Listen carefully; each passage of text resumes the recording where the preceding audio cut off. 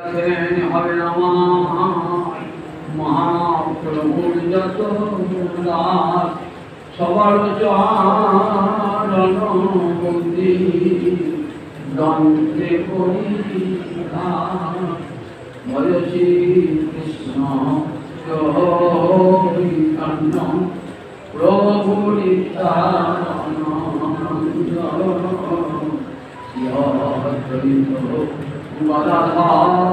শিবাচারী গৌরী ভক্ত কদাচিৎ কালিতট বিপিন সঙ্গীততর উদাভীনানি বদিত কোমলাস্বাদ মদিত রমা শম্ভু ব্রহ্মা গণপতি গণেশাচিত বল জগন্নাথ স্বামী নয়ন পথগামী ভব তুমে জগন্নাথ স্বামী নয়ন পথগামী ভব তুমে জগন্নাথ স্বামী নয়ন পথগামী ভব তুমে। সমবেত ভক্তবৃন্দে চরণে আমার কোটি কোটি দণ্ডবত প্রণিপাত। মহাপ্রভু জগন্নাথ মন্দিরে দাঁড়িয়ে জগন্নাথকে স্তুতি করতেন। কৃপা পারাবার সজল জলদ শ্রেণী রুচির রমাবাণী রাম স্ফুরণমল পঙ্কেরুহ মুখ সুরেন্দ্রী আরাধ্য সুচিগণ শিখারিত চরিত জগন্নাথ স্বামী নয়ন পথগামী ভব তুমে। কৃপা পারাবার, পারাবার মানে সমুদ্র। হে জগন্নাথ, তুমি জগতের সমস্ত জীবকে কৃপা পার সমুদ্রের তীরে মহাসাগরের তীরে নীলাচল পাহাড়ের উপর পুরুষোত্তম তুমি আবির্ভূত হয়েছে। তুমি কৃপার ঠাকুর, কৃপা পারাবার, কৃপার সমুদ্র তুমি। সজল জলদ শ্রেণী রুচির কেমন তোমার অঙ্গকান্তি। সজল জলদ শ্রেণী, জলদ মানে যে জল ভরাবে কেমন রং হয় সেই রকম অঙ্গকান্তি জন্য সেই রকম অঙ্গকান্তি আমার জন্য আছে। সজল জলদ শ্রেণী রুচির রমা বাণী রাম। রমা মানে লক্ষ্মী, বাণী মানে সরস্বতী। রবীন্দ্রের বিপত্তি লক্ষ্মী আর সরস্বতী। যখন নারায়ণ রয়েছেন বীজ রূপে তখন তার বিপত্তি লক্ষ্মী আর সরস্বতী। রমা বাণী রাম, রমাকে এবং বাণীকে যিনি আনন্দ দান করেন। রাম শব্দ অর্থ রমায়তী দর্শ, যিনি আনন্দ দান করেন তাকেই নাম বলে। ভগবান একটা নাম রাম, কেন? জগৎকে আনন্দ দান করেন বলে ভগবানের নাম রাম। রমা বাণী রাম, লক্ষ্মী এবং সরস্বতীর চিত্তে আনন্দ দান করেন। স্ফুরত অমল পঙ্কেরুহ মুখ। অমল মানে নির্মল, পঙ্কেরুহ মানে পঙ্ক ভেদ করে ওঠে পদ্মফুল। স্ফুরত মানে প্রস্ফুটিত, প্রস্ফুটিত নির্মল পদ্মফুলের মতো তোমার বদন। স্ফুরত অমল পঙ্কেরুহ মুখ, তখন লোকের বদন খালি কেমন প্রস্ফুটিত পদ্মফুলের মতো মুখখান। সুরেন্দ্রই আরাধ্য, কারা আরাধনা করছেন? সুরেন্দ্র, যারা সুরশ্রেষ্ঠ, অর্থাৎ সুর মানে দেবতা, দেবতাদের মধ্যে শ্রেষ্ঠ যারা, ব্রহ্মা, শিব, গণেশ, এরা নিরন্তর তোমাকে দেবরাজ ইন্দ্র, পঞ্চাশ বায়ু সব তোমাকে নিরন্তর স্তব করছে। সুরেন্দ্রই আরাধ্য, এদের কাছে তুমি আরাধনা পাচ্ছ, এদের আরাধ্য দেবতা তুমি। শ্রুতিগণ শিখাগীত চরিত, তোমার চরিত্র গীত হয়েছে কোথায়? গীত চরিত্র তোমার চরিত্র, তোমার মহিমা গীত হয়েছে কোথায়? শ্রুতিগত শিখা। শ্রুতি মানে বেদ, বেদের শিখা মানে উপনিষদ, বেদান্ত। সেই উপনিষদে তোমার মহিমা গীত হয়েছে, কীর্তিত হয়েছে। সুরেন্দ্রের আরাধ্য শ্রুতিগণ শিখা গীত জড়িত জগন্নাথ স্বামী নয়নপথগামী। সেই জগন্নাথ আমার নয়ন পথের দৃষ্টি গোচর হন। নয়ন পথগামী মানে আমার দৃষ্টি পথের গোচরীভূত হও জগন্নাথ। তুমি জগৎ স্বামী, আমার স্বামী তুমি। এই জগন্নাথ স্বামী আমার নয়ন পথে, আমার দৃষ্টি পথে গোচরীভূত হও। এই জগন্নাথ ক্ষেত্রের রাজা ছিলেন কে? প্রতাপরুদ্র। প্রতাপরুদ্র কে ছিলেন? সত্যযুগে। সত্যযুগে ছিলেন রাজা ইন্দ্রদ্যুম্ন। এই ইন্দ্রদ্যুম্নের কথা ভাগবত বলার সময় বহুবার বলেছি। কুলাচল আশ্রমে ইন্দ্রদ্যুম্ন রাজা গোবিন্দের সেবা করতেন। অগস্ত্য ঋষির অভিশাপে এই ইন্দ্রদ্যুম্ন রাজা গজেন্দ্র হাতি হয়েছিলেন, কিন্তু হরিভক্তি হলেন নাই। গজেন্দ্র হয়েও যখন কুমিরের পা ধরে টানছে, তখন গজেন্দ্র গোবিন্দকে স্মরণ করছে। এই ইন্দ্রদ্যুম্ন রাজাই আবার কলিযুগে প্রতাপরুদ্র হয়ে এসেছেন। তখন উড়িষ্যার রাজা প্রতাপরুদ্রের রাজধানী কোথায় ছিল? কটক। সেখানে তিনি শুনেছেন গৌড় থেকে আগে নবীন সন্ন্যাসী এসেছে এবং পণ্ডিত সার্বভৌম, এমন দিগ্বিজয়ী পণ্ডিত, এমন বৈদান্তিক, তার চরণে শরণাগতি গ্রহণ করে তাকে ভগবান বলে গ্রহণ করেছে। সেই প্রতাপরুদ্র রাজার অন্তরে ইচ্ছা হলো, যেমন করে পণ্ডিত সার্বভৌম গৌরহরির চরণে আত্মসমর্পণ করেছেন, আমিও তেমনি করি গৌরহরির চরণে আশ্রয় গ্রহণ করি। তাই পণ্ডিত সার্বভৌমকে খবর পাঠালেন, শোনো সার্বভৌম, শুনলাম তোমার গৃহে গৌরদেশ থেকে এক সন্ন্যাসী এসেছেন, তুমি তাকে ভগবান বলে তার চরণে আত্মসমর্পণ করেছ। তুমি আমার হয়ে বলো, তিনি যেন আমাকে কৃপা করে। তখন রাজা রয়েছেন কটকে, বললেন ঠিক আছে রাজা, আমি তোমার জন্য গৌরহরিকে নিবেদন করি। বলছেন গৌরহরি সার্বভৌম, আমার একটা বক্তব্য আছে, নিবেদন আছে, কিন্তু বলতে বড় ভয় হচ্ছে। বলতো ঠাকুর?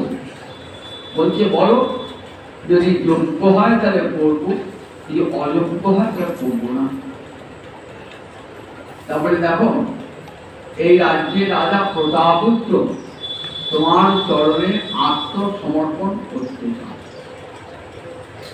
রাজার নামটি শুনে মহাপ্রভু কর্ণে হস্ত দিয়া করে শ্রী বিষ্ণু স্মরণ, কানে হাত দিয়ে বিষ্ণু স্মরণ করছেন, যে রাজার নামটাও শুনবেন না, বিষয়ী ব্যক্তির নামটাও পর্যন্ত শুনবেন না। জানো, সন্ন্যাসী আমি, রাজদর্শন এবং নারী দর্শন দুটি আমার কাছে নিষিদ্ধ। বিষভক্ষণের তুল্য, অর্থাৎ সন্দর্শনং বিষয়িনাং যোষিতাম তাহন্ত হন্ত বিষভক্ষণ অসাধ।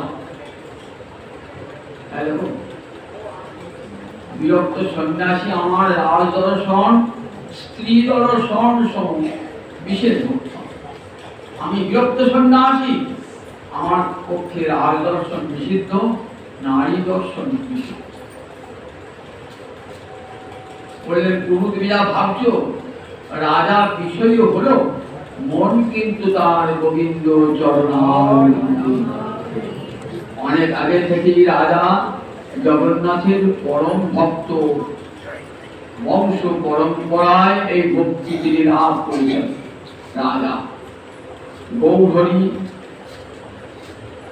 যাবার পূর্বে যাবার পূর্বে থেকে গজপতি প্রজাপুত্র জগন্নাথের পরম ভক্ত। নিজ হাতে সোনার ঝাঁটা নিয়ে যখন জগন্নাথ বার হন, নিজ হাতে রাস্তা ঝাঁট দেন, জগৎকে দেখান দেখো আমি রাজা হলো, আমি জগন্নাথের দাস। এই জগতে ব্যবহারিক জগতে আমি রাজা, তারই করুণায় রাজা, কিন্তু আমি তার দাসানুদাস। নিজ হাতে রাজা ওই রাস্তা পরিষ্কার করেন সোনার ঝাড় দিয়ে। জগন্নাথ ছাড়া রাজার কিছুই জানেন না, সমস্ত মন প্রাণ তার জগন্নাথে নিয়ে বললেন জানি তুমি বলছো, কিন্তু তাহারে মলিন কইল এক রাজা নাম। দেখো ওই রাজার নামটা তো তাকে মলিন করেছে, কাজে আমি কখনো বিষয় রাজাকে কৃপা করতে পারবো না, বিষয় রাজার আশ্রয় গ্রহণ করবো না, তার অনুগ্রহ আমি গ্রহণ করবো না। লোকে আমাকে কি বলবে যে ভদ্র সন্ন্যাসী রাজ অনুগ্রহ পাওয়ার জন্য রাজার কাছে গিয়েছে। দেখো আমাকে বলো না, অনুরোধ করো না, এবার যদি আমাকে অনুরোধ করো তাহলে আর আমি এখানে থাকবো না, আমি আরালনাথে চলে যাব। কিছু দূরে নারায়ণের মন্দির আছে, আরালনাথ। সার্বভৌমত ভয় খেয়ে গেলেন, আর বললেন না। কটক থেকে আবার একটা পত্র দিয়েছে। সার্বভৌম উত্তর দিলেন যে রাজা তিনি রাজ দর্শন করবেন না, এটা তার প্রতিজ্ঞা। রাজা বলছেন তার প্রতিজ্ঞা না করিব রাজ দর্শন, মোর প্রতিজ্ঞা তাহা বিনা ছাড়িব জীবন। তার প্রতিজ্ঞা না করিব রাজ দর্শন, মোর প্রতিজ্ঞা তাহা বিনা ছাড়িব জীবন। তার প্রতিজ্ঞা রাজ দর্শন করবেন না। জগাই মাথায়কে তিনি উদ্ধার করেছে এত বড় পাপিষ্ঠকে, আর আমি কেবল পতিত করে রইব, আমাকে কৃপা তিনি করবেন না। যদি কৃপা না করেন তাহলে আমি প্রাণ পরিত্যাগ করবো, এটা আমারও প্রতিজ্ঞা, আমারও প্রতিজ্ঞা। যদি আমাকে কৃপা না করেন আমি রাজ্য ছাড়ি হইব ভিকার, আমি রাজ্য পরিত্যাগ করে ভিক্ষার পাত্র হাতে করে আমি ভিক্ষা করে গেলাম। এরপরই ঠিক জ্যৈষ্ঠ মাসের স্নান পূর্ণিমার সময় রাজা এলেন, সঙ্গে রাম রায় করিয়ে এলেন। আপনাদের বলেছি রাম রায়ের সঙ্গে কোথায় সাক্ষাৎ ছিল মহাপ্রভু? গোদাবরী নদীর তীরে দক্ষিণ দেশে যখন রাম, তখন রাম রায়ের সঙ্গে সাক্ষাৎ হয়েছিল। এই রাম রায় রামানন্দ পেয়েছিলেন, ললিতা সখী তিনি চলে এলেন রাজাকে বলে রাজা আর আমি বিষয় কার্য করতে পারবো না, আমি এই চাকুরিতে ইস্তফা দেব। বললেন বেশ, তোমাকে আর বিষয় কার্য করতে হবে না, তুমি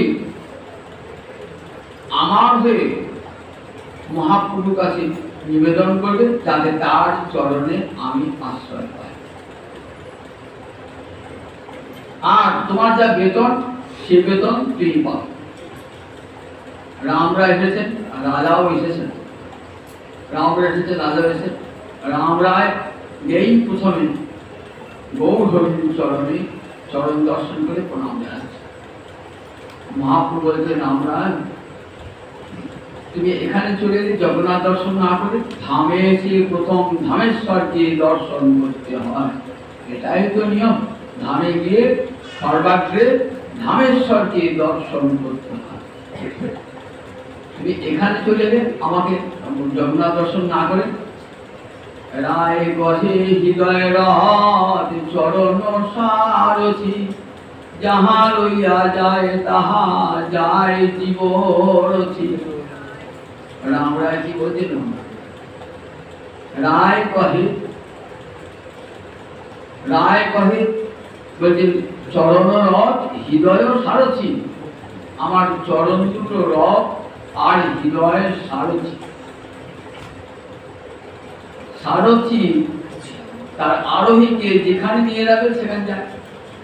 আমার হৃদয় আপনার কাছে টেনে নিয়ে এসে, তাই প্রভু তোমার কাছে এসেছি। প্রভু প্রভু কৃপা করো প্রভু। আমি বলেছি রাজাকে যে রাজা, আমি আর তোমার বিষয় কার্য করতে পারবো না। রাজা খুব খুশি হয়ে বলেছেন, তোমাকে আর বিষয় কার্য করতে হবে না, তোমার যা বেতন তুই পাবি। প্রভু আমার বড় অন্তর ইচ্ছা যে আমরা রাজা প্রতাপের কেমন ভক্তি। প্রভু তুমি রাজা বলে তাকে অবজ্ঞা করো না, রাজা বিষয়ী বলে তাকে অবজ্ঞা করো না। সব বিষয়ই সমান হন না, বিষয় থাকলে কিন্তু কৃষ্ণ ভক্তি বিহীন হন না। আমরা শ্রীমদ্ ভাগবতে দেখেছি, মহারাজ অম্বরীশ বিষয়ী, রাজর্ষি ভরত বিষয়ী, প্রহ্লাদ বিষয়ী, ধ্রুব মহারাজ বিষয়ী, কিন্তু কৃষ্ণ ভক্তিতে অটল। সেখানে কোনো খাদ নাই কৃষ্ণ ভক্তিতে। তাই প্রভু একবার প্রজাপুত্রে দেখা হোচার, একবার প্রজাপুত্রকে কৃপা করো না প্রভু। তোমার কৃপা পাবার জন্য আকুল আছে। আমার চেয়েও প্রজাপুত্রের ভক্তি অধিকতর বেশি প্রভু। আমার কি ভক্তি দেখছে প্রভু, আর রাজার কি ভক্তি। বলেন সব জানি, কিন্তু রাম রায় পূর্ণ জয়ছে দুগ্ধেরা, কুরু ভয়ে পূর্ণ জয়ছে দুগ্ধের কলস, সুরা বিন্দু পাতে তাহা কেহ না করে পরশ। এক ঘোড়া দুধ আছে তো, দুগ্ধ জয়ছে পূর্ণ কলস, দুগ্ধের কলস পূর্ণ, সেখানে যে এক বিন্দু মদ ফেলে দেয়, আর সাধুরা সে স্পর্শ করবে। সুরাবিন্দু পাতে কেউ না করে। তাহার এই মরির কইল এক রাজা নাম। আবার দেখো, আমি তো সন্ন্যাসী মানুষ, যদি গৃহী হতাম যেতাম। সন্ন্যাসী মানুষ তো শুক্রবস্ত্রে মসিবিন্দু না শুকায়, শুক্রবস্ত্রে মসিবিন্দু, সাদা কাপড়ে যদি কালি দাগ পড়ে সেটা মিলিয়ে যায় না, সেটা সবাই দেখতে পায়। শুক্রবস্ত্রে মসিবিন্দু রয়েছে দেখা, শুক্রবস্ত্রে সাদা কাপড়ে আমি বিরক্ত সন্ন্যাসী। আমি যদি সন্ন্যাসী হই, রাজগৃহের ভিখারি হই, লোকে আমার লোকে দেখো রাজনুগ্রহ পাওয়ার জন্য উড়িষ্যার এসেছে, রাজনুগ্রহ পাওয়ার জন্য কাঙ্গাল, জগন্নাথের কৃপা পাওয়ার জন্য নয়, রাজার কৃপা পাওয়ার। শুক্রবস্ত্রে বসে কিন্তু জয়ছে না লুকায়। বলছে সাদা কাপড়, অন্য গৃহী ব্যক্তি রাজার কাছে যেতে পারে, মলিন বস্ত্র যেতে পারে, কেউ রাজার কাছে গেলে নিন্দা করবে না। কিন্তু শুক্রবস্ত্রে বসে কিন্তু জয়ছে না লুকায়। সাদা কাপড়ে যদি একটু কালির দাগ পড়ে সবাই সেটা দেখতে পায়। তাই আমরা, তুমি আমাকে অনুরোধ করো না। রাজা জানছেন আমাকে তার কৃপা করবে না। আবার তার দ্বিতীয় পত্র দিয়েছেন। পত্র দিয়ে কি বলেছেন? যদি আমাকে প্রভু কৃপা না করেন তাহলে রাজ্য ছাড়ি প্রাণ দিব হইব ভিখারি। আমি রাজ্য ত্যাগ করব, আমি প্রাণ দান করব, ভিক্ষা পাত্র হাতে নিয়ে ভিক্ষা করে করে বেড়াবো। সার্বভৌম সে চিঠিখানি নিয়ে নিতাই চাঁদকে দেখাবে। নিতাই চাঁদের অন্তর তো করুণায় ভরা। সে দুঃখী হোক, পাপী হোক, রাজা হোক, প্রজা হোক, ধনী হোক, বিদ্বান হোক, কৃপা করবার জন্য নিতাই আমার সব সময়। নিতাই চাঁদ বলেন চলো সমস্ত ভক্তগণকে নিয়ে একবার গৌরহরির কাছে আবেদন জানাবো, দেখি তিনি কি কৃপা করেন।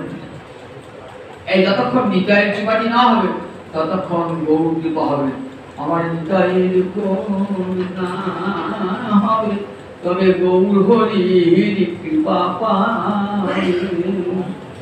নিরকরি ধর নিতাই পায়। নিতাই করুণা না হলে গৌর পাওয়া যায় না। নিতাই তোমার গৌর দেবেন। নিতাই যাকে দেয় আমি তার কাছে বিদ্যু, এবং চৈতন্য ভাগবতে বলছিলাম নিতাই যাকে দেয় আমি তার কাছে বিদ্যে যাই। নিতাই তার আশ্রয় তত্ত্ব তো জগৎ গুরু তত্ত্ব। গুরু হলেন আশ্রয় তত্ত্ব। গুরু কৃপা না হলে ভগবত কৃপা হয় না। নিতাই চাঁদ জগৎ গুরু তো, নিতাই চাঁদের কৃপা পেলে পারে গৌর হরি কৃপা পাবে। গৌর হরি চল, গৌর হরি নেতৃত্ব দিয়ে সব ভক্তগণকে নিয়ে চলেছেন মহাপ্রভু। কেন গো এতগুলি লোক আজ আমার কাছে কেন? তোমরা কি জন্য এসেছো? বলছে না বলেও থাকতে পারি না, আমার কহিতে ভয় চিত্তে, আমার ভয় লাগছে প্রভু তোমাকে বলতে। বলো তোমাদের কি বক্তব্য আছে? প্রভু এই দেখো চিঠি দিয়েছে, রাজা বলছেন তোমার কৃপা না পেলে প্রাণ পরিত্যাগ করো। তুমি তাকে কৃপা করো না করো জেনে রাখো, তোমার কৃপা না পেলে সে প্রাণ পরিত্যাগ করো। তুমি তাকে তোমার কর্তব্য না করতে হবে, তুমি জেনাও থাকা তোমার কৃপা না পেলে প্রাণ পরিত্যাগ করো। জানো যাদের ইষ্টে গাঢ় অনুরাগ থাকে না, তারা কি করে? ইষ্টকে না পেলে তারা প্রাণ পরিত্যাগ করে। তুমি জানো শ্রীমদ ভাগবতে আমরা দেখেছি যাজ্ঞিক ব্রাহ্মণ পত্নীগণ ছুটে এলেন তো অসৎ কারণে। যাদের যজ্ঞ করছিলেন তাদের স্ত্রীরা ছুটে এসেছেন চতুর্বিধ অন্ন মহাদায়, চারজন মজুস্বরের যোগেও 4 রকম অন্ন নিয়ে রামকৃষ্ণ পদার্থ ছুটে চলেছে। একজন ব্রাহ্মণ পত্নী আসতে পারলেন না, তার স্বামী তার পথ রুদ্ধ করে দিয়েছে। সে তখন কি করলো? ওই স্বামীর চরণে বসে গোবিন্দের চরণ ধ্যান করতে করতে প্রাণ করতে। তবে দেখো ইষ্টে যারা অনুরাগী তাদের এমন অবস্থা হয়, ইষ্টকে না পেলে প্রাণ হত্যা করে। এটা তোমাকে জানিয়ে রাখলাম প্রভু, তুমি কৃপা করো না। আচ্ছা প্রভু তুমি তো কৃপা করবে না, ঠিক আছে, তা তোমার একটা বহির্বাস যদি দাও। এবার দেখো গুরুর মনটা বলেছে গুরু তো কৃপা করবেন, কিন্তু জগৎকে শিক্ষা দিয়ে কৃপাটি করবে। জগৎকে দেখাচ্ছেন দেখো হরিভক্তিহীন বিষয়ের কাছে কখনো যেও না। হরিভক্তিহীন বিষয় তার কাছে দুটো অর্থ পাওয়ার জন্য কখনো যাবে না। গেলে তোমার যেটুকু হরিভক্তি সেটাও চলে যাবে। বিষয় অনুগ্রহের কি দরকার, কি প্রয়োজন? বিষয় আমাকে 10,000 টাকা দেবে, তাতে আমার কি লাভটা হবে? পড়া হবে না।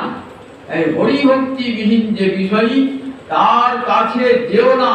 এইকে শিক্ষা দান করবার জন্য মহাপ্রভুর এই কৌশল করে কৃপা, কৌশল করে কৃপা। বলেন ঠিক আছে, তোমরা যখন চাইছো একটা বহির্বাস নিয়ে দাও। কোথা পাবো বহির্বাস? গোবিন্দ সেবক গোবিন্দ, গোবিন্দের কাছে চাইলে একটা বহির্বাস। গোবিন্দ সেই বহির্বাসটি দিলেন। সেই বহির্বাসটি নিয়ে কটকে পাঠিয়ে দিলেন ভক্তদের। মহাপ্রভু বহির্বাস যেন মহাপ্রভুর প্রতিনিধি, যেন গৌরী পেয়েছে। সিংহাসনে বসিয়ে তার পূজা করছেন সেই বহির্বাসী। মন্ত্রী কিন্তু আমার মহাপুরু বলে গেছে, কৃপা তো করবেন তিনি, কারণ যুগ যুগ ধরিত প্রতাপরুদ্র গৌরহরি কৃপা প্রাপ্ত। সত্য যুগে রাজা ইন্দ্রদ্যুম্ন কৃষ্ণ ছাড়া কিছুই জানতেন না। সেই ইন্দ্রদ্যুম্নই আবার প্রতাপরুদ্র রাজা হয়ে এসেছেন, কিন্তু কৃপা পেয়ে গেছেন। কিন্তু গৌরহরির লীলার মধ্যে দিয়ে শিক্ষা থাকে। জগৎজীব যাতে শিক্ষা পায়, নররূপে যে লীলা, সেই লীলার মধ্যে যাতে জগৎ শিক্ষা পায়, সেই জন্যই কৃপা তো করবেন, কৌশল করে কৃপাটা করবেন। বহির্বাস পেয়েছে, বহির্বাসে সেবা করেন, ঠিক করে গৌরহরিকে যেন সেবা করছে। এইবার রাজা এসেছেন শ্রীরাম, ঠিক জগন্নাথের রথযাত্রা শুনতে। রাম রায় আবারও প্রার্থনা জানিয়েছেন, প্রভু একবার প্রতাপরুদ্রে দেখা হো চরণ। প্রভু আপনার কৃপা করো না, প্রতাপরুদ্র সবাইকে কৃপা করো, তুমি কৃপার পারাবার কৃপা করবেন না। রাজার এমন কৃষ্ণ ভক্তি। তবে দেখো তোমরা যখন বারবার বলছো, শাস্ত্রে বলেছে আত্মা বই জায়তে পুত্র, নিজের আত্মাই পুত্র হয়ে জন্মায়। তার যদি পুত্র থাকে, সে পুত্রকে নিয়ে এসো, আমি তাকে রাম রায় বলেন ঠিক আছে, তাই হয় প্রভু। রাম রায় দেখেছেন তো নাটক লিখতেন রাম রায়, জগন্নাথ বল্লভ নাটক লিখেছেন, নাটকে নির্দেশনা দান করতেন। যারা কুশীলভ তাকে সাজিয়ে পোশাক সাজিয়ে দিতেন, বিজয় করলেন। নাটক পরিচালনায় সুদক্ষ ছিলেন রাম রায়, সুপণ্ডিত এবং নিজে নাট্যকার, আবার নাট্য নির্দেশক। সেই রাম রায় কি করলেন, রাজার ছেলে দেখতে শ্যামবর্ণ কৃষ্ণের মতো, তাকে সাজিয়ে আনলেন, আমরা করে কৃষ্ণের মতন করে সাজিয়ে আনলেন। মাথায় ময়ূরের পাখা, ঠিক করে পরিধানে কৃত বসন, শ্যামল বরণ, টানা টানা চোখ, অপূর্ব সুন্দর মুখখানা, এলেন কিশোর রাজার ছেলে। রাজার ছেলেকে দেখার সঙ্গে সঙ্গে, ওই কৃষ্ণ বেশে দেখার সঙ্গে সঙ্গে আমার মহাপ্রভু কৃষ্ণ সূচনা জড়িয়ে ধরলেন ছেলেকে। যেই জড়িয়ে ধরেছেন না, তখন রাজার ছেলের অশ্রু কম্পন, অস্ত্র সাত্বিক বিকার দেখা দিচ্ছে, ক্রমে নৃত্য করছে।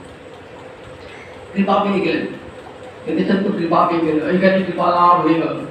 এই যে রাজার ছেলে, এই মহাপ্রভুর গড়ের মধ্যে পড়েন, এর নাম পুরুষোত্তম জানা। পুরুষোত্তম জানা এই মহাপ্রভু প্রাপ্ত হয়েছিলেন। মহাপ্রভু প্রাপ্ত। এইবার রাজার সন্তানকে বিবাহ করলেন তো, এইবার পণ্ডিত সার্বভৌম বলেছেন, শোনো রাজা, তোমার চিন্তা নাই, তুমি কৃপা পাবে। রথের দিন রাজা স্বচক্ষে দেখেছেন, তুমি সুবর্ণ মার্জনে নিয়ে রাজা রথ পরিষ্কার করছে, রাস্তা পরিষ্কার করছে। সেদিন থেকেই তোমার প্রতি প্রসন্ন হয়েছেন তিনি, সুতরাং তোমাকে কৃপা করবেন, তুমি চিন্তা করো না, তোমাকে কৃপা করবেন। কবে সেই কৃপার দিনটি আসবে, তাই প্রতাপরুদ্র অপেক্ষা করেছেন, বলে শীঘ্রই তোমাকে কৃপা করবেন।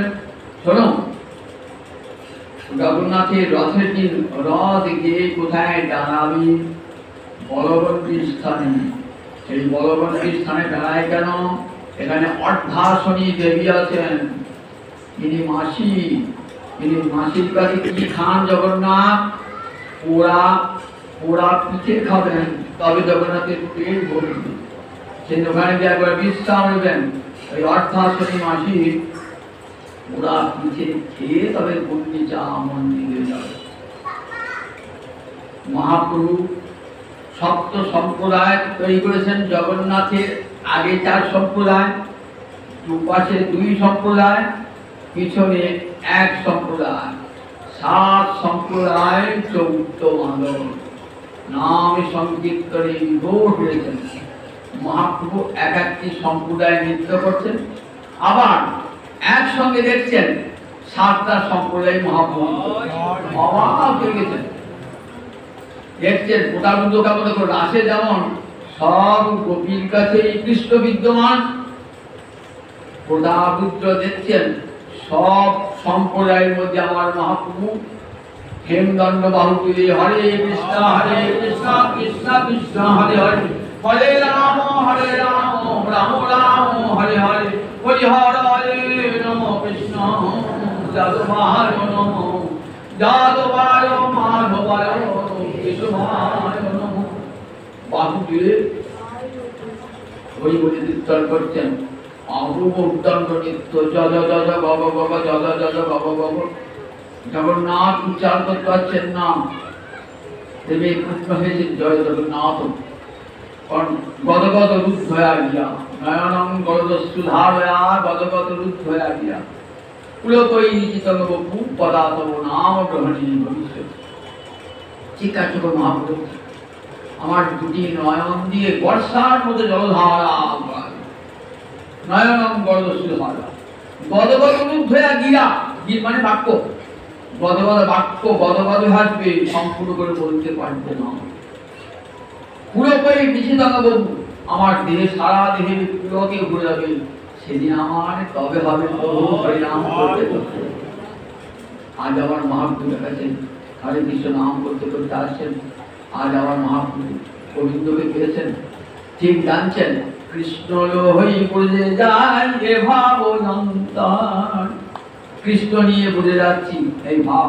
তাই কি আনন্দ আমার মহাপ্রভু চিরদিন মাধব মন্দিরে, যার লাগি মদন দহনে ঝুলি গে, সেই তো পরাণনাথ পাইনু, যার লাগি মদন দহনে ঝুলি গে, সেই প্রাণনাথকে পেয়েছি, প্রাণনাথকে পেয়েছি, যার জন্য আমি মদন দহনে আমার হৃদয়ে তরু মন খুলে গেছে। কতদিন বাদে আসুন আবার গুচ্ছা মন্দিরে দাঁড়িয়ে কাঁদতেন, বহুদিন বড় মধুয়া জেলে ওই দেখা না হইতো পড়ানো গেলে। বহুদিন পরে মধুয়ায় দেখা না হইতো পড়ানো গেলে। কোন ভাবে হইতো? রাধারানীর ভাবে ভাবিত হই। কৃষ্ণ মধুরায় গিয়েছেন তো রাধারানী মূর্ছা দশা, দশমী দশা বলে কি? 10টা দশার মধ্যে শেষ দশার নাম মূর্ছা দশা। রাধারানীর জ্ঞান হারা হয়ে গেছেন, তখন কি দেখছেন? গোবিন্দ এসে দাঁড়িয়েছেন সম্মুখে। রাধারানী ওই মূর্ছা অবস্থায় বলছেন, বহুদিন বড় মধুয়ারে দেখা না হইতো পরানো গেলে, এতে কসহিনু অবলা বলে ফাটিয়া যাইতো পাষাণ রে। আমি তো অবলা নারী জাতি তাই সহ্য করেছি, যদি পাষাণ হতো ফেটে যেত। বহুদিন পরে তুই বেড়ে বলছে, রাধারানী কেমন আছো? আমি এসব দুঃখ কিছু না জানি, আমি তোমার কুশলে কুশল মানি। আমার নিজের কোনো দুঃখ নাই, কোনো দুঃখ রাখু, যা দুঃখ সইছি আমার কোনো দুঃখ রাখু। তুমি কুশলে ছিল তো, তোমার কুশলে কুশল মানি, তোমার কুশলে আমি কুশল চাই। দেখেছেন তো রাধারানী কেমন কৃষ্ণেন্দ্র কুটিয়াঞ্ছা ধরে প্রেম না, কাম নয়, কামেতে আত্মসুখ বাঞ্ছা থাকে, নিজের ভোগের বাঞ্ছা থাকে। আর কৃষ্ণেন্দ্র পূজা সব কৃষ্ণ সুখের জন্য আত্মবিসর্জন, এর নাম প্রেম। এই জগতে প্রেম হয় না। অবৈতব কৃষ্ণ প্রেম যেন দম্পু নদহেম, যে প্রেমে লোকে নাহি হয়, যদি হয় তার যোগ তথাপি না হয় তার বিয়োগ, বিয়োগে হইলে আর কেহ না জিয়। কাজে কখনো ভাববেন না এই জগতের প্রেমের মতো আমার রাঙামাধবের প্রেম। অবৈতব কৃষ্ণ প্রেম অকাপট, এই লোকে নাহি হয়, এই পার্থিব জগতে হয় না। নরনারী প্রেম করে না, নাম বলে, সেখানে আত্মসুখ বাঞ্ছা। নারীও চায় আত্মসুখ, নরও চায় আত্মসুখ। আত্মেন্দ্র কুটি বাঞ্ছা তারে কহে কাম, কৃষ্ণেন্দ্র কুটি বাঞ্ছা ধরে প্রেম। সব কৃষ্ণের জন্য বিসর্জন দিয়েছেন নিজের সুখ। তাই এসব দুঃখ কিছু না মনি, আমি তোমার কুশল মানি। অতএব মহাপ্রভু জগন্নাথের রথের দিন আসছেন তো, কৃষ্ণ লই বুঝে যায় এ ভগবন্তর। রাধারানী যেন কৃষ্ণকে পুরে দিয়ে নিয়ে যাচ্ছে। কুরুক্ষেত্রে দিন দেখা হয়েছিল, সেদিন কি বলেছিলেন? তোমার চরণ মন ব্রজকুল ঘরে উদয় করাহ যদি, তবে বাঞ্ছা পুরে। তোমার এই যুগল চরণ যদি বৃন্দাবনী উদয় করাও, তবে দাসীর বাঞ্ছা পূর্ণ হবে। রাধারানী, এখানে তোমাকে দেখছো, তোমার দুঃখ কিসে? সেই তুমি সেই আমি সেন প্রসঙ্গম, তথাপি আমার মোহন হরে বৃন্দাবন। আমার মধ্যে বৃন্দাবন রয়েছে, এখানে তোমার যে অন্য দেহে অন্য সঙ্গ অন্য দেশ ব্রজজনে কবু নাহি হয়। ব্রজ তোমার রাজবেশ দেখতে চায় না, হাতি ঘোড়া দেখতে চায় না, রথ দেখতে চায় না, কি দেখতে চায়? শ্যামী সুন্দর সিটি বিচ্ছ গুঞ্জাবি ভূষণ, গোপবেহেত্রী ভঙ্গি মুরলী বদন। ইহা ছাড়ি কৃষ্ণ যদি হয় না গান, গোপী কাহারে ভাবে না যায় নিকট তাহার। ওই শ্যামী সুন্দর মূর্তিতে ওই মোহন মুরলী হাতে দাঁড়িয়ে থাকবে কদম্বে হেলন দিয়ে। শ্রীরাম সুদাম সখাগণকে নিয়ে গোষ্ঠী গোচারণ করবে। এইরূপ গোপীরা এইরূপই তোমাকে দেখতে চায়, অন্য কোন রূপে দেখতে চায় না। তাই প্রভু তোমার চরণ মোহর ব্রজ পুরো ঘরে উদয় করহ যদি, তবে বাঞ্ছা পুরে। যদি যাও বৃন্দাবনে, তবে আমার বাঞ্ছা পূর্ণ হবে। রাধারানী কথা দিলে, রাধারানী তুমি দুঃখ করো না, আমি কংসের যত পক্ষ আছে, তাকে শত্রু আছে, তাদেরকে ধ্বংস করে, যাদবদের শত্রু যারা আছে তারা কংসের পক্ষ আছে, আর দু চারজন আছে, তাদের হত্যা করে নিশ্চিত করে তোমার কাছে যাবে। ভাবছেন কথা দিয়েছেন তো, রাধারানীকে বলে গেছে কোথা যাওয়ার সময় কি বলেছেন? আসছে, আমি আসবো কথা দিয়ে গেছিলেন। রাধারানী সুখী দেখে কাঁদছেন, কালী বলি কালা গেল মধুপুরে, সেখানে আর কত বাকি, আমার যৌবন সাগরে সরিতেছে ভাটা, তাহারে কেমনে রাখি। নারীর যৌবন জোয়ারের জল, গেলে না ফিরিবে। আমার জীবন থাকিতে বধূ আমি নিবে, যৌবন মিলানো ভার। একদিন আমি গোবিন্দকে তো পাবো, তখন আমার যৌবন থাকে, যে যৌবন আমি কৃষ্ণ সেবা করবো বলেছি। সে রাধারে আজ কৃষ্ণ পেয়েছেন, আনন্দে অধিক কৃষ্ণ ওই উপজে যাহাই বিভাবন্ত নৃত্য করছেন। রাজা দেখছেন নৃত্য করতে করতে অলবন্ডী স্থানে ওই অর্ধাশনে মাসির পোড়া পিঠে খাবেন বলে জগন্নাথ দাঁড়িয়ে যান। তখন অনেক ভোগ হয়। মহাপ্রভু আস্তে আস্তে ক্লান্ত হয়ে করে কি করেছেন? ওইখানে বৃক্ষ তলে বেদি মুনি শুয়ে পড়েছে। বেদি মুনি শুয়ে চরণ দুটি নড়াচ্ছে, চরণে অঙ্গুলি নড়ছে। সার্বভৌম বলছেন, এই সুযোগ দেখো, গোবিন্দের বদন নিষ্ঠুর হতে পারে, কিন্তু চরণ নিষ্ঠুর নয়, চরণ বড় করুণাময়। ওই দেখো রাজা ওই অঙ্গুলি নড়িয়ে তোমাকে ডাকছে, কিছু কিছু ডাকছে, তুমি যাও, রাজ বেশে না, পৃথিবীর বেশে যাও, বৈষ্ণবী বেশে যাও। রাজ বেশ পরিত্যাগ করে দিনহীন কানাল সেজে যাও, তবে গৌর হরির কৃপা পাবে। আর মুখে ভাগবতের শ্লোক উচ্চারণ করতে করতে যাও।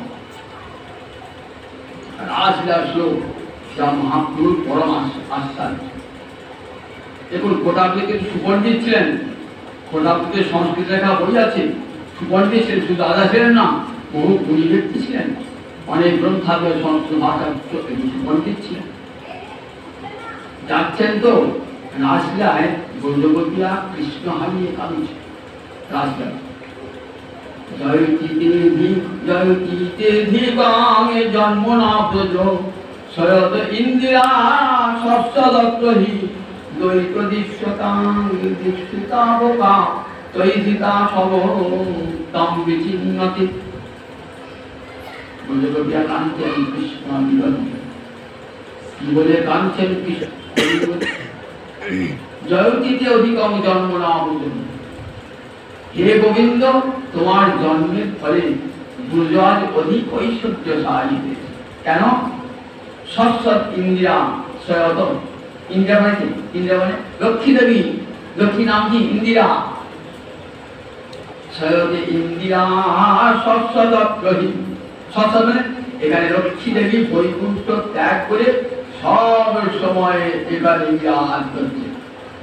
রাসবিহারী গোবিন্দে শারীরেন্দ্র লাভ করবার জন্য। জয়তীতে অধিকম জন্ম না ব্রজ সয়ত মানে আশ্রয় গ্রহণ করেছে কোথায়? বৃন্দাবনে। বৈকুণ্ঠে তিনি সেবা, তাই তো সবাই সেবা করে, আর এখানে তিনি সেবিকা, বৃন্দাবনকে সেবা করেছেন। বৈকুণ্ঠে তিনি সেবা, সবাই থেকে সেবা করছি, আর বৃন্দাবনে এসেছেন সেবা করবার জন্য সেবিকা এসেছেন। পাপ কর্ষণম তিনচরানুগম শ্রীনিকেতনম মণিফণার্পিতম তে পদাম্বুজম কিনুকুচেষুন কৃন্দিহিচ্ছন। এই বিশ্বগীতায় ইন্দিরা ছন্দে। ইন্দিরার ছন্দ 11 অক্ষরের ছন্দ, 6-5 তুলতে হবে। ইন্দিরাটা বিরাটের ছন্দ। ইন্দিরা মানে লক্ষ্মী, ব্রজের লক্ষ্মীরা কাঁদছেন, তাই ছন্দটার নাম হয়েছে ইন্দিরা ছন্দ। গতিবিদ্যায় সেটা ইন্দিরা ছন্দ, 11 অক্ষরের ছন্দ, 6-5 সুরত বর্ধন সুকোনাসন সরিত বেগুনা সুষ্ঠু চুম্বিতম। সরিত বেগুনা সুষ্ঠু চুম্বিতম সুরত বর্ধন সুকোনাসন সরিত বেগুনা সুষ্ঠু চুম্বিতম ভিতর মিলনস্তে ধরামৃতম ভিতর মিলনস্তে ধরামৃতম। বলছেন হে গোবিন্দ, প্রণত দেহিনাং পাপ কর্ষণ। প্রণত দেহিনাং পাপ কর্ষণ। প্রণত দেহিনাং পাপ কর্ষণ। প্রণত দেহিনাং, তোমার চরণে যারা একবার প্রণাম জানায় তাদের পাপ তুমি কর্ষণ করে নাও, সেই তোমার নাম কৃষ্ণ। প্রণত দেহিনাং পাপ কর্ষণ। প্রণত দেহিনাং পাপ কর্ষণ। প্রণত দেহিনাং পাপ আকর্ষণ করে নেন বলে গোবিন্দ একটা নাম হলো কৃষ্ণ। তিনচরানুগম শ্রীনিকেতনম। আবার দেখো তিনচরানুগম, তিনচার প্রভু যখন ভেনুবৎস যায়, তার তো চির খাবার জন্য যায়, তখন তোমার চরণ দুটি তার তিনচরানুগম শ্রীনিকেতনম। তোমার এই চরণে কে বাসা বাঁধে? বলছে শ্রীনিকেতন, লক্ষ্মী দেবী তোমার এই চরণে আশ্রয় গ্রহণ করছে। সুরতবর্ধনম শোকনাশনম। তোমার নাম কেমন? সুরতবর্ধনম শোকনাশনম। সুরতবর্ধন তোমার তো ভালোবাসা বাড়ায়। শোকনাশনম সমস্ত শোক ধ্বংস করে দেয়। সরিত বেগুনা সুষ্ঠু চুম্বিতম। আবার দেখো ওই বেনু রন্ধে রন্ধে তোমার তোমার ওই সুন্দর কণ্ঠস্বর ওই বেনু রন্ধে রন্ধে শুনিত হয়। আর সরিত বেগুনা সুষ্ঠু ভিতর বিরণ এ ধরামৃতম। তুই বেনুকে যে অধরামৃত দান করছো, আমাদেরকে দাও, আমাদের হৃদয়ে যে তাপ, বিরহ তাপ, সেই বিরহ তাপ দূর হবে। কখন দূর হবে? বিরহ তাপ কখন দূর হবে? বললেন তোমার এই অধরামৃত পান করলে পারে, তবে আমাদের হৃদয়ের তাপ দূরীভূত। ভিতর বীর বলে হে বীর, দানবীর তুমি, দানে কোনটা করো না, বিতরণ করো না, মানে আমাদেরকে কি দেবো? সে অধরামৃত, তোমার অধরামৃত আমাদেরকে দান করো। আমাদের পক্ষে তোমার চরণ রাখো প্রভু, আমাদের হৃদয়ের দ্বারা। তব কথামৃতং তপ্ত জীবনম কবিবিদিতং কল্মষাপহং শ্রবণমঙ্গলং শ্রীমদাততং ভুবি বিনন্তি তে ভুবি রাজনাম। তোমার কথা অমৃত তুল্য, স্বর্গের অমৃতকে ধিক্কার দান করে, জ্ঞানীর জ্ঞানামৃতকে ধিক্কার দান করে। দেখো আমরা বেঁচে আছি কেন? তুই ধৃতাস হব, তোমাকে প্রাণটা দিয়ে রেখেছি। একটা ব্যাগ হরিণকে অমৃত খাইয়ে তারপর চিরবিদ্ধ করেছে, সে তো মরবে না, ছটফট ছটফট করে। তাই তুমি আমাদেরকে অমৃত পান, অধরামৃত পান করিয়েছো, পান করে এখন আমাদেরকে ত্যাগ করেছো নিষ্ঠুর ব্যাধির মতো। তাই তব কথা অমৃত, আমরা শুধু বেঁচে আছি ওই তোমার কথা অমৃত পান করে। তপ্ত জীবন, তোমার কথা যারা শুনবে তাদের হৃদয়ের জ্বালা দূর হয়ে যাবে। তপ্ত জীবন, সংসার জ্বালায় যারা তপ্ত তাদের জীবন স্বরূপ। কবিভিরিতং কল্পসাপহং, কবি কারা? নারদ, ব্যাস, বাল্মীকি, এরা সব সুখ সনকাদি ঋষিগণ তোমার উচ্চৈস্বরে তোমার মহিমা কীর্তন করবে। কবিভিরিতং কল্পসাপহং, তোমার কথা যারা শোনে একবার তার সব পাপ ধ্বংস হয়ে যায়। কল্পসাপহং শ্রবণমঙ্গলং, শুনলেই মঙ্গল লাভ হয়ে যায়। শ্রীমৎ, তোমার কথার মধ্যে কিন্তু ঐশ্বর্য কি আছে? যেখানে তোমার কথায় সেখানে লক্ষ্মী দেবী গিয়ে হাজির হয়ে যান, সুতরাং তার ঐশ্বর্য অভাব থাকে না। ভুবি আততং, তুমি না থাকলে কবে? তোমার কথা সর্বত্র ছড়াচ্ছে, বেদে, রামায়ণে, মহাভারতে, পুরাণে, সর্বত্র তোমার মহিমা। যারা এই কথা কীর্তন করে বেড়ান, সুখ সুতপস্বামী যারা, তারা ভুরিদা জনা, তারা জগতে ভুরিদাতা, তাদের মতন দাতা জগতে আর কেউ নাই। ভুরিদা জনা এই বলেছেন তো। রাজা কি করছেন? পাটে পেনে করি নৈপুণ্য করে পাদ সম্মাহন, আঁখি বুঝে পুকুর হয় ভূমিতে স্বয়ং, চোখটা মন্দির দিকে আছে। জানতেন তো রাজা এসেছে, কি পাটা করবে কৌশল করে ওটাদের কৃপা করিয়ে আছেন। বলছেন কি আচম্বিতে কি আসি করিলে বলো হিত, আমায় বিড়ালে কৃষ্ণ হরিনাম হতো। হ্যাঁ গো, কে হঠাৎ এসে আমার এমন হিতকার্য করলে, আমাকে কৃষ্ণ হরিনাম হতো পান করে কে তুমি? রাজা কহে, আমি তোমার দাসের অনুদাস, মিত্রের মিত্র করো বলে এই বড়দাস। ওগো, আমি রাজা নই, আমি তোমার দাসের অনুদাস, আমাকে ভৃত্যের মিত্র করে দাও। মহাপ্রভু দেখো, তুমি দিলে মোরে অমূল্য রতন, মোর কিছু দিতে নাহি দিনু তুমি অনেক কিছু দিলে। তুমি ভুলিরা এমন রাসলীলা গান শৈল কবি দিতে শোনালি, অনেক দান ভুলিরা। তুমি আমাকে কিন্তু যে দান করে দানের বিনিময়ে তাকে তুমি দিতে হয়, আমার তো দেবার কিছু নাই। আমি দিনু আলিঙ্গন, আমি তোমাকে আলিঙ্গন দান করলাম। এই বলে রাজাকে ওই সৌর্যতা তাও বললেন না। রাজা পুত্র কৃপালাভ করলেন, আমার মহাপ্রভুর কাছে জগৎকে দেখালেন। দেখো, মহাপ্রভু কৃপা তাকেই করেন যার হৃদয়ে ভক্তি প্রবলা। ভক্তি মহারানী এমনই না, ভগবানকে দিয়ে আসেন। সাধনা বুঝেছি ভক্তি তো ভগবানকে নিয়ে আসা। ভক্তি দেবৈনতি দর্শয়তি, ভক্তি দেব বসি। ভক্তি ভগবানকে কোথায় নিয়ে আসেন? ভগবানকে ভক্তির কাছে নিয়ে আসেন। ভক্তকে যেতে হয় না, জ্ঞানী যোগীকে কষ্ট করে যেতে হয়, ভক্তকে যেতে হয় না। ভগবান ভক্তের কাছে ছুটে আসেন। ভক্তি বইয়েছি, এই ভক্তি তো আমার মহাপ্রভুর পরম দান। প্রতাপুত্রকে রথের তিনি কৃপা করলেন। প্রতাপুত্রকে, সেই প্রতাপুত্র সারা জীবন গৌধরীর চরণে আত্মসমর্পণ করেছিলেন। গৌধরী ছাড়া কিছুই জানতেন না। গৌধরী যখন বাংলাদেশে আসেন তখন পুঁজি মুহূর্তে রাজা খবর রাখছেন, কোন দিক দিয়ে যাচ্ছে মহাপ্রভু, তার যাওয়ার সুব্যবস্থা করো। যেখানে যেখানে নদীতে ভগবান মুখে ছাপবেন, সেই নদীতে বলে দেখো এবারে স্তম্ভ বাঁধিয়ে রাখো সেবা, এইটা মুক্তির দ্বার। এইখানে যে সে একবার স্তম্ভ দর্শন করবে, গৌধরী চরণে তার নদী চলা Thank